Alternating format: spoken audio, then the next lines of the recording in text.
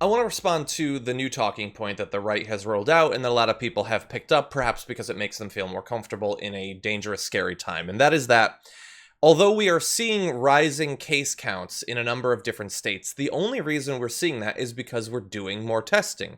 You do more testing, you'll find more positive cases, which sort of makes sense. It seems like common sense. But that does not mean that we are not in a dangerous and worsening situation. It does not mean that we're not perhaps on the cusp of a second spike. And I want to show you a couple of reasons that I believe that. Now, indeed, if you just look nationally, there has been some good news. If you take a look at this, you see the Northeast, the Midwest, the South, and the West, the percent positive tests going down. That is a good thing, and it's happening while we're doing more and more tests. That is certainly positive news. But here are the issues. If it was the case that simply doing more cases or doing more tests results in more cases, then that should be true relatively uniformly across the country, and that is not at all what we're seeing. In recent days, roughly over the last week or so, I've seen numbers indicating that less than 10% of new cases are now coming from states in the Northeast, which is one of the regions hardest hit initially during the first wave of coronavirus. But that is not what we're seeing in some parts of the country. If you take a look at this, you can see Texas and Arizona, North Carolina, South Carolina, and Arkansas, and you can see that their daily positives are going up, but also their hospitalizations in some cases are skyrocketing. Texas is breaking records on a daily basis. And it's not breaking hospitalization records because they're doing more tests. It's breaking those records because more people are being hospitalized. That is not just a product of identifying more cases. It's not like people were on the cusp of their lungs failing, but they weren't going to do anything about it until their test came back. No, these are people who are getting viciously, violently ill. This is not just testing. This is indeed a rise in cases in certain parts of the country that have taken it less seriously and that reopened earlier. Texas is certainly one of those cases. They reopened well over a month ago. And what do you know? Hospitalizations are rising in the wake of that decision. So, yeah, the administration is trying to focus specifically on hospitalizations because if you, I think, look at the national average, you can correct me on this, John, but I believe hospitalizations nationally are trending downward. But when you look at the states where cases are going upward and driving actually nationally cases in some instances to be increasing, hospitalizations are also increasing. So, to say that it's just due to the results of testing completely ignores the facts on the ground, is counterfactual, and only meant to elicit a positive response from the media, from average people who might be inclined to vote for the Trump administration or for Trump in 2020 again, which, who are you at this point if you aren't a full-blown Trumpy? But that's the only thing it's designed to do, is elicit a specific response, propping up Trump, public health be damned. And that's really what's so frustrating about this conversation, is that people who still like to fetishize the American system of government and our bipartisan process, and I don't know who you are anymore, but they seem to think that Republicans and Democrats can come together and they might disagree on some things. This is, I guess, the mainstream media largely, but that they'll work together for the public good. But that's not the case anymore. The Republicans haven't been that way for a long time. The Democrats are pathetic and weak, but the Republicans now have gone full-blown Trump, where public good is not even in the top 10 of their considerations when they're dealing with this pandemic. It's only perception and marketing. Yeah. So even when we were faced with this deadly, deadly virus that has killed over 100,000 Americans and will continue to ravage the country, that wasn't even enough to get Republican leadership to act like human beings. And I think that should be a wake-up call for a lot of people. Yeah, but I wonder if from the top, if this hadn't been so clearly Trump's strategy, or maybe Fox News' strategy, it's never really clear exactly which is driving whom. I think that they really spur each other in the wrong direction. Like, it's an election year. Perceptions are important. If Trump had taken it seriously, if he wanted to present himself as the great defender of American life, I feel like Republican governors would have followed him.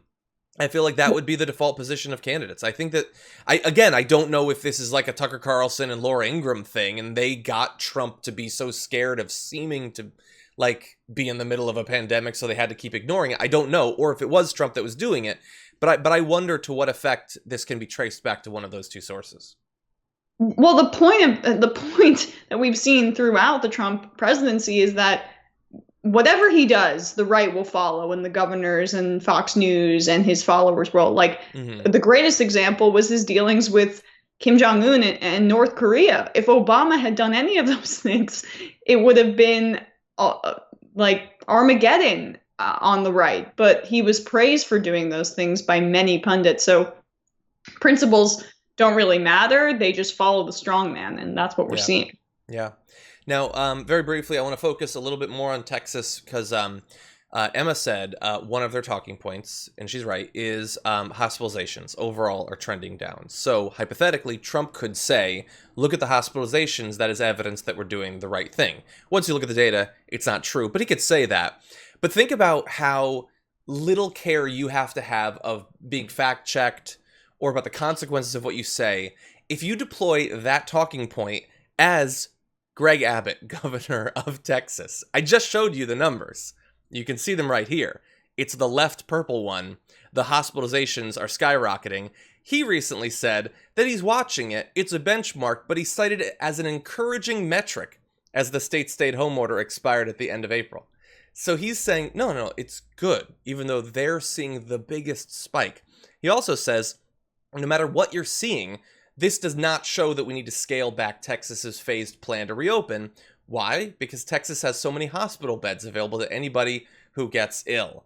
Acknowledging, seemingly, implicitly, our strategy is going to result in a lot of people desperately needing an extended stay in a hospital, but we've got beds for now. And if some of them die, I mean, can't make a Texas omelet without blah, blah, blah.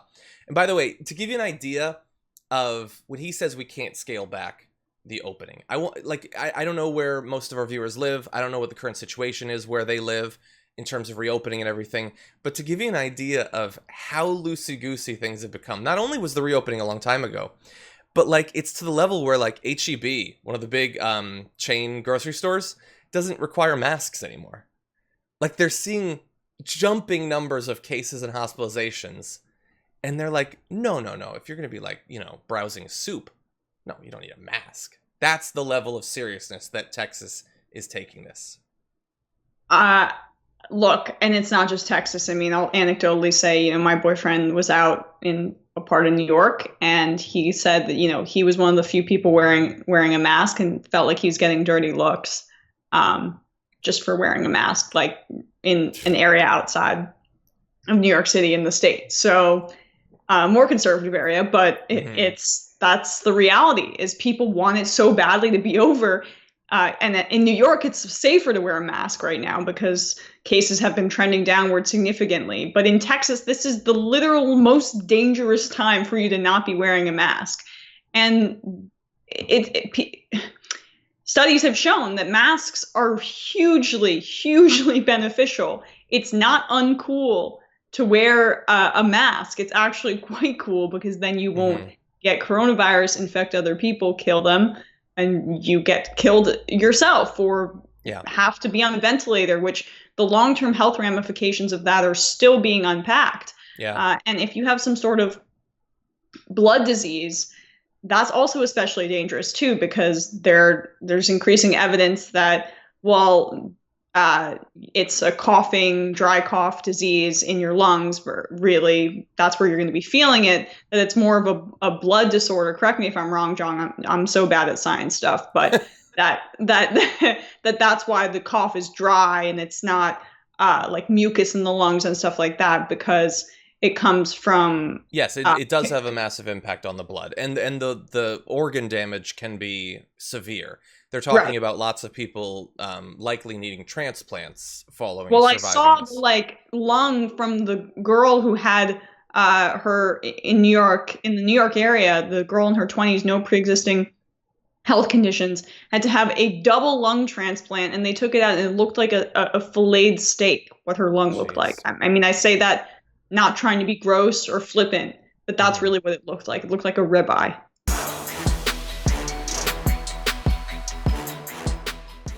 Check out the Damage Report podcast each day, wherever you get your podcasts, whether Pocket Casts or Stitcher or iTunes. You can join me as I give you the news and stories you want, with a range of co-hosts and interview guests jumping in on the fun each day. Again, that's the Damage Report, wherever you get your podcasts. And if you get them at iTunes, don't forget to rate and review. Sometimes I'll read them live on the show.